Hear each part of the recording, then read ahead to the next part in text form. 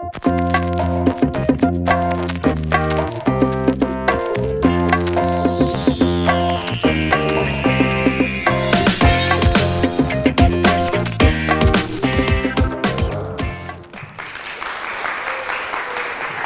you, James. Assalamu alaikum, and good morning. You know, it's good that they brought Naila first out, not just because she's a lady, but I think she woke you guys up, because it was really tough waking up this morning. And also, I want to give a shout out to Muhammad Al Jasmi, who just asked the question, or said the comment, because he came to my TED Talk. He came to my talk like earlier this week, and now he's here. So I was like, oh, I have a fan now who's following me everywhere else. It's good to know that. But thanks to also all my friends who are here. They know who they are. So my name is Omar Al Busaidy. I turn 29 soon in March. That's the ugly truth. No, I never thought it was this. It feels this bad getting older. Like I feel different. You can feel different now when you're turning 30. There's just something that's changing. I think my hormones or whatever. I'm just getting more calm and everything. I don't like it. I miss the young energy that and all the energy that I had. So yeah, so the reason I mentioned my age is because I used to study at the American University in Dubai, but when I joined the university, I used to also be a full-time employee. So I joined the university when I was like 17, and I used to work full-time and then study in the evenings. However, I didn't think that was enough, so during the entire time, during university and working and everything, I also had businesses. So the first company I had was when I was 19 years old and had an advertising agency, but that failed miserably. It shut down in 6 months. Yeah, okay. The major reason, honestly, the real reason of why I want to open a company is I just want to walk around with a card that said CEO. When you're, you know, us guys, there's nothing that we want more than nurturing our own egos, you know, and amongst our friends, you know. It's a thing. It's just like when we buy a nice car and whatever, we want a car that says CEO.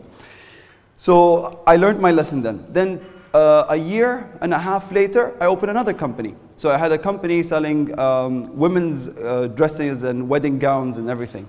That also failed because that company was behind Mall of the Emirates. Now, where behind Mall of the Emirates? It's like a jungle there, you know? And I was just saying this story. It was a disaster because I was located next to a restaurant. There was like a Lebanese restaurant, nothing to do with the Lebanese. It's just it was a restaurant. So I had a restaurant next to the store, and because I also give lectures at Zayed University, so I used to tell the girls and the students to come to the store and buy, and they came. So one day I was at the store, and there was a loud scream from this girl. She was in the dressing room. And then she saw a damn cockroach. So the restaurant kept, like, you know, attracting insects and rodents and cockroaches right next to us, you know. So I used to always complain to them, like you guys got to do something or whatever. But anyways, I had to get these things that puts the rodents away. Anyways, that wasn't really nice. A year into that business, it shut down. And then after that store, at I think 23 or 24. I had a consulting business in Abu Dhabi with like a satellite office in London. It was called Connections Middle East. That's why if you follow me on Twitter, my handle is OMARCME, Connections Middle East. So I had a business. So this company was supposed to help companies to open businesses here, help them with their marketing strategy, etc., etc. Because I had a lot of experience in international business, international relations. That business failed because of the financial crisis. All the companies I was dealing with from overseas, like they filed for bankruptcy and Chapter 11 and God knows what. So I also fell victim to that because I wasn't getting enough business. So that business also failed. Now, I am a partner with a very good friend of mine, but it's actually not my idea, and I just put in some money. We have a gents salon in JLT, Jumeirah Lakes Towers. It's called W Gents, but that's working, but I have no passion in that business. All the other ones which I actually wanted to do something with it, it didn't work. But that's not the point. So for me, what I did is, so now I'm the author of a book called Just Read It. So the book, I I was interviewed recently by a paper called Tempo in Abu Dhabi, and they asked me, what do you expect your readers to learn from it? I said, nothing. Because there's nothing that you guys don't already know. I mean, it's all about the attitude of an entrepreneur. It's all about social and emotional intelligence. It's things that we all learn from school, from university, from home, from religion. All those things that just tell you how to be a human being. So the only difference with the book is I Omarized it. So I said it in my style, and that's it. So, and the reason why I also wrote the book is because I told you earlier, I give a lot of lectures at universities, and I always have this thing. I always tell people, like, or the students, whenever I'm speaking, before I start speaking, I always tell them, first, do not disturb the classroom.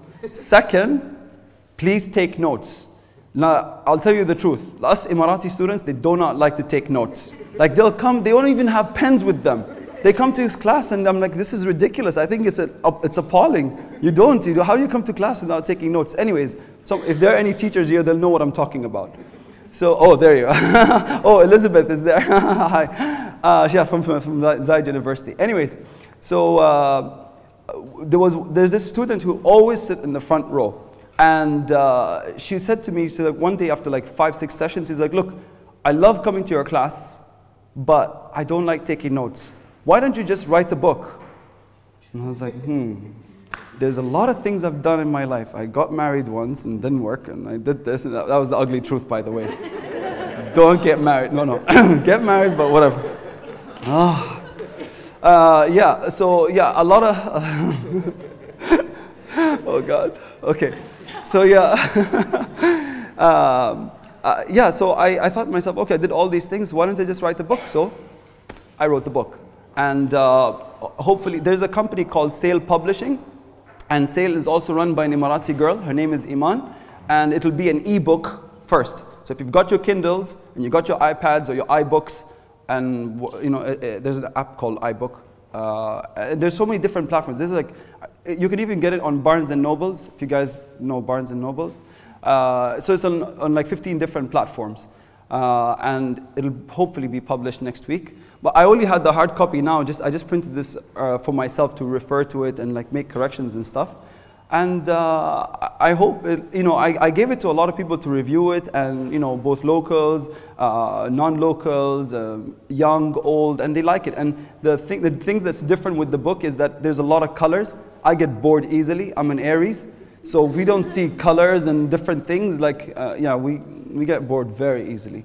So, yeah, oh yeah, okay. So that's the book. Wait, if you see, it's, yeah, lots of colors and lots of images and everything. So hopefully this book will be released, and then the hard copy, I think in 2 months or 3 months from now. But first, I wanted to go global.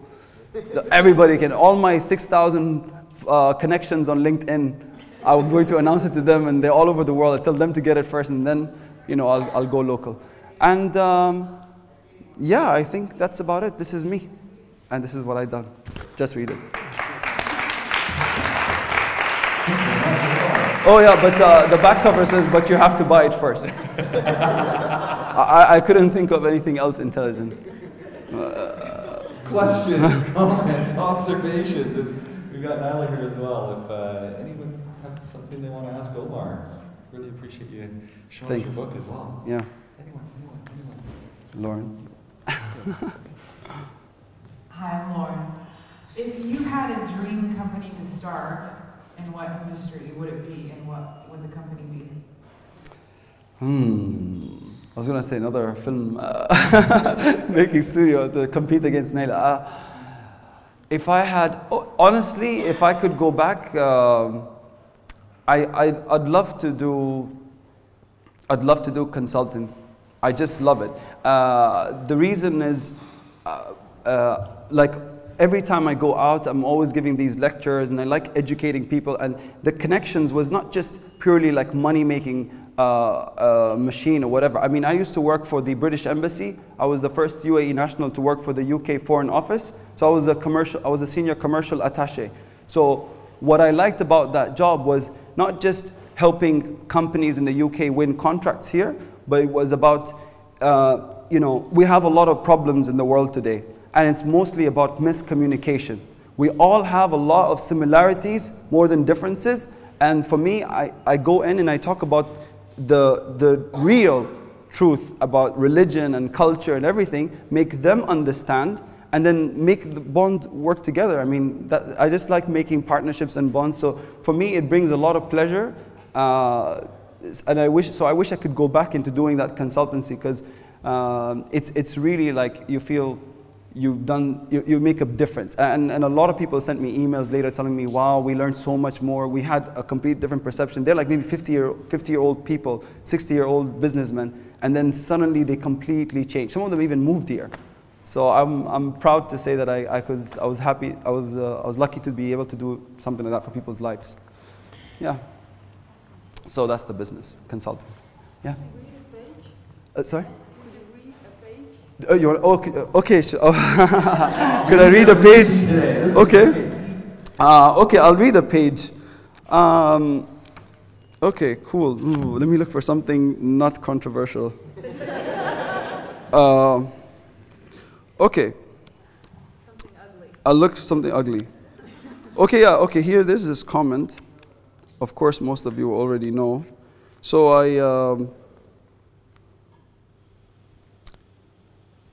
yeah, okay.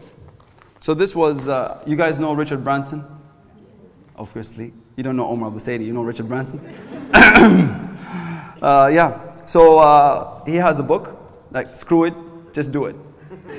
Okay, so I talked about his book, Screw It, Just Do It. And I said here that I looked like I was struck by lightning. It is natural that we as humans tend to ask a million questions, think a billion probabilities, and sometimes this can be very discouraging. Recall how your dad would throw you into the sea and tell you to swim.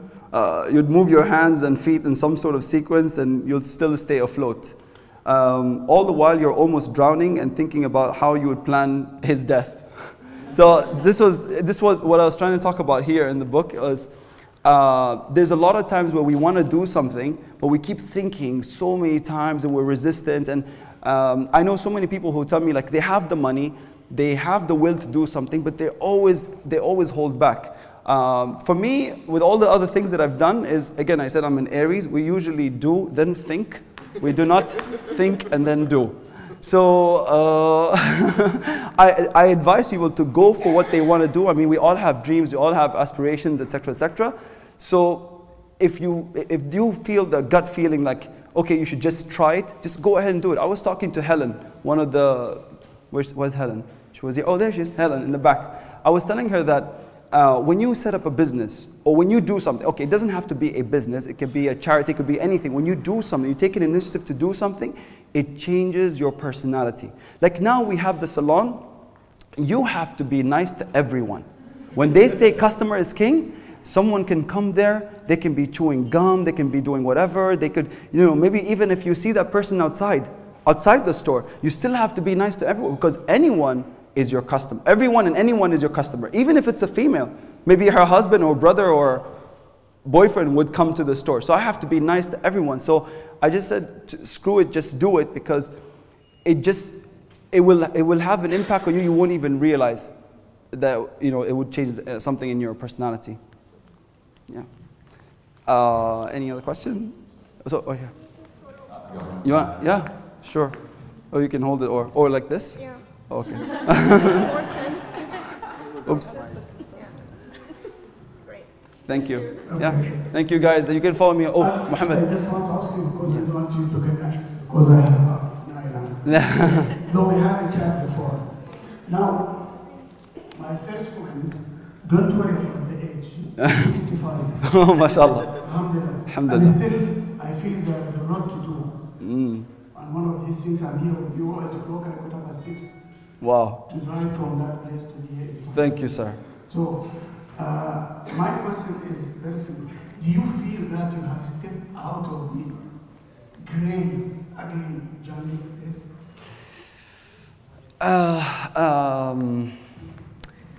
Do I feel like I've jumped out of the... yeah. You know, I wasn't like this. My personality, I was an introvert, believe it or not. Like, I wasn't very talkative before. I wasn't very social. I was always very shy. I always say there were two people that influenced me.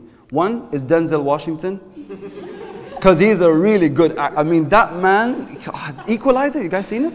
Yeah, he's amazing. So Denzel Washington is one of my inspirations, and the other person is this guy. I used to had a very good Iraqi friend. His name was Emirati. So these people changed me, believe it or not, because when I became more social, when I became more of an extrovert, like it helped me become who I am today. Like I'm always giving lectures and I'm speaking. I had a TED Talk 2 years ago, which Muhammad was there. And it just opened doors for me. I mean, I was like the job with the British ambassador. I met the Queen. I met Ed Miliband, Gordon Brown, David Miliband. If you guys know these names, they're all British MPs. It was a game changer, complete game changer. This getting out of my box. So yeah, you know, you would just be surprised with how many possibilities are out there. You just need the right people. And honestly, like I love my mom. She's like, she pushed me like there's no tomorrow. My parents, they both studied civil engineering. I think the only engineering, they learned how to engineer us. Like not on buildings or anything. They just worked on beating the shit out of us. So I give a lot of credit to my mom. I love her to death. And she's also a person who helped me become who I am. I mean, she pushed me like there is no tomorrow. It was like boot camp. I think I did my military service. When they told me, oh, when are you going for national service? I said, oh, come on, still? You should come home. You know, we never had a maid or anything. Like, you have to wash the dishes. You you cannot go to school if you don't make your bed. So, yeah, she did a good job, I think. Oh, nice. It's a thank you. Question back here. Thank you. Oh. So thank you, Omar, and also Leila as well. I want to ask you one question in terms of society here. Yeah. The dichotomy we see in terms of all the expats coming in, the freedoms the UAE gives us. Yes. How do you both feel as UAE nationals in terms of the nature of your own society when you look at the expats and what they can do over here? That is a great question. You see, again, like when I mentioned my friend Ali Al-Awinati, he's Canadian Iraqi. Hanging out with someone like him, look what happened to me. I changed completely, like just hanging out. So for me, what I always try to advise like my expat friends who come here, they're new to the country, or even people who are not my friends, I just meet them. I always tell them, look, try to bring out the best in us. Like, there's a lot of things that you guys have there that you know, the fact that when I'm in the UK or I'm in the US, when you guys look at each other and you smile, you talk, you say good morning, and you know, you guys just have conversations with strangers. We don't do it here. Like, it's not that common. Like, we don't do it here. You know how, you know, sometimes you see the local Emirati public, they'll be closed. But actually, when you start, they do get, they change because you're taking them out of their comfort zone.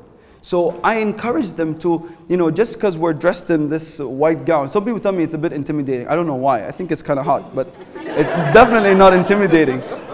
Or even for the girls, I mean, just because they're, you know, they're covered in the abaya, it doesn't mean it's, you can't talk to them or whatever. But like you, oh, Naila's laughing. I'm sorry, Naila, I know it's hard. But like we don't bite. Maybe sometimes, but yeah. Oh, shit. Anyways, but the idea is, you know, you have to.